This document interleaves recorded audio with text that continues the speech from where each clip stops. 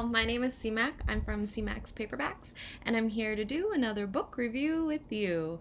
So today we are going to review A Little Life. So if you saw my previous video, I gave a list of my current reads, and this was one, and I talked about why I picked it up was because I saw a video on BookTube of someone just letting it out after finishing it. She cried a lot. I wanted to see how this book would affect me. It's a very, either you loved it or you hate it from other reviewers. So I was really curious. When I picked it up, I didn't know it would be 874 pages. So that is my first comment is, oh my God, this is long and you're going to need to commit some time to it. And you might not want to finish it. And there's a lot of subpoints we can make under here. First of all, it was too long. It could have easily been edited way down. At the beginning, we have large chunks of text, very much so detailing each friend. So the book is for friends. Really, Jude is the main character, kind of following his life. But why did we need to know so much backstory of the friends? And then rolling into it, we didn't really go into why they were friends. Yeah, they went to school together, but what really bonded them? Was it really just Jude and feeling the need to take care of him, or what was that bond? Because I feel like I was waiting to find that moment that really bonded all the friends together, because I don't even know if I would like Jude. I mean, as a reader, you know more about him, but the friends, you really don't know much. And what did they find about him that was so appealing that they wanted to create this huge lifelong friendship with him? I mean, thank goodness he was. If you read the story, I mean, it's great that he had that support system, but it's just still confusing. And then, again, the large block of time. I don't know what year it is, and I don't know if it matters, but you'd think that, especially the fact that Jude's gay, that somewhere in that time period we'd have to address some social issue. 9/11 going on. I mean, that happened, and they're right there. Did William and Jude ever want to get married? That's important to note of if they could. Was it even legal? Was it even a possibility? Like, these are all these kind of social issues that are going around in the world. And I mean, we're going from when they're in college to, 40, 50, 80, 70? Like, you'd think some of that would eventually come up in conversation. It would affect them somehow. Did you always get to stay in your apartment when 9/11 passed? So it's just, cell phones exist, internet exists, but what year is it? So, and I know that's not that important, but the amount of detail we get on the dumbest things, we couldn't have slipped in the year. Given a little context there, that would have been nice. So that was annoying. And then, and then just the overall style I had a hard time with. I love dialogue, and I love it when dialogue pulls across the story. Still Life is still one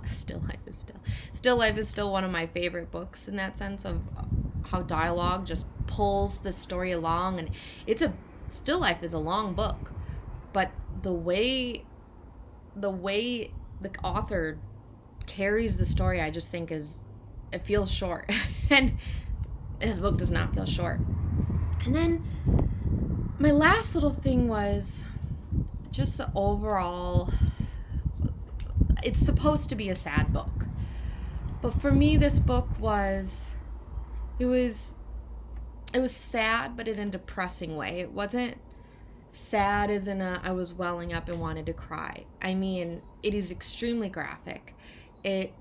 Even the happy moments don't feel happy, because Jude is even just so sad. So if the author's point was to make the reader feel like what Jude felt, when I was reading the book and I paused, and set the book down, I had a couple minutes where I had to just, okay, you're out of the book, you're in real life. Like, take a deep breath. So yeah, it's a tough book. I didn't have the reaction of the YouTube video that made me pick it up, but I can honestly kind of see how that happened, because it kind of affects your real life. If you're really into this story, it's like messing with you. So yeah, I always like to just say good job for authors who want to go somewhere that might not be the most popular idea and might be hard to read about, and maybe they get graphic because us people who haven't experienced this need to know how bad it could actually be. I don't know. I think authors that take you there as a reader and really make you uncomfortable, good for you. This book, it's not even about the graphic stuff. It's the whole thing. It was tough. It was a very, very tough read. I wouldn't recommend it to anyone. I still don't have a rating in mind, but I wouldn't recommend it to anyone.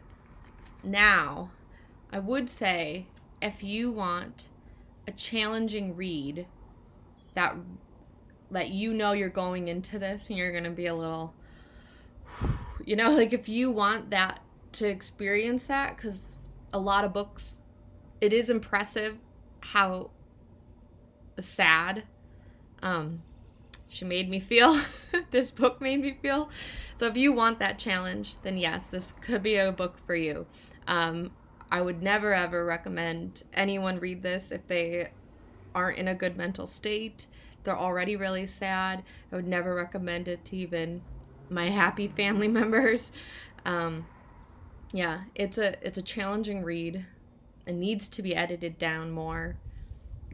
It wasn't the best written, but I still feel glad I read it. If that makes sense.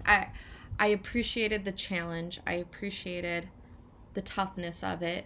I appreciated all of that. I appreciated what she was putting in front of me to deal with. But I would not recommend it. Okay, so that's my review for A Little Life.